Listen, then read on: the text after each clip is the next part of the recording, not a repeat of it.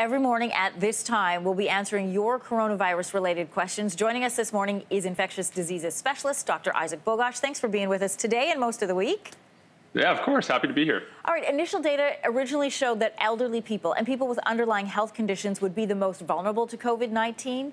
Can young people also fall seriously ill from COVID-19? We've seen reports of this week from London and from France. Yeah, of course. I mean, certainly everyone is potentially, everyone can get infected with this virus.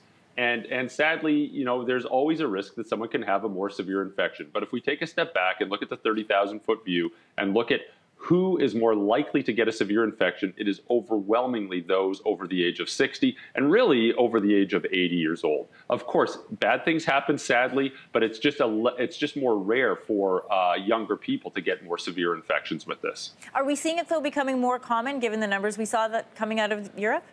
Yeah, I mean, there's data from the United States, there's data from Europe, there's data from Asia that's demonstrating this. I've seen the data, and you know, certainly they're looking at hospitalizations and intensive care unit level admissions and also death. You know, I obviously those are all important metrics. I think the most important metric is death, right? If you get infected, you either live or you die. It sounds kind of morbid, but I think that's an extremely important distinction to make.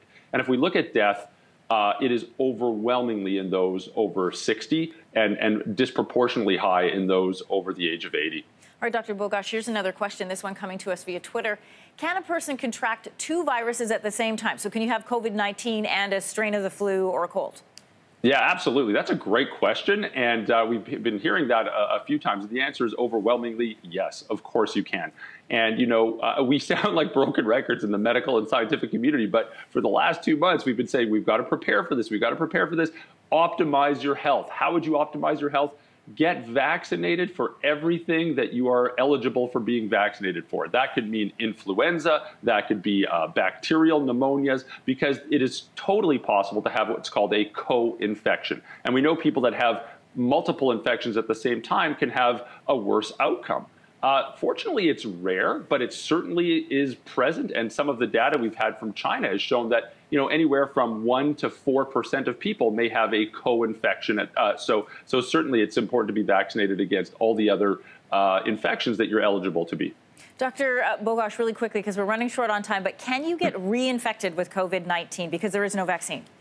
Yeah, absolutely. The answer to that is very likely to be no. I think once people get the infection, they're not going to get infected with this. Again, it's still an open question that's still not completely answered, but I think it's extremely unlikely for this pandemic.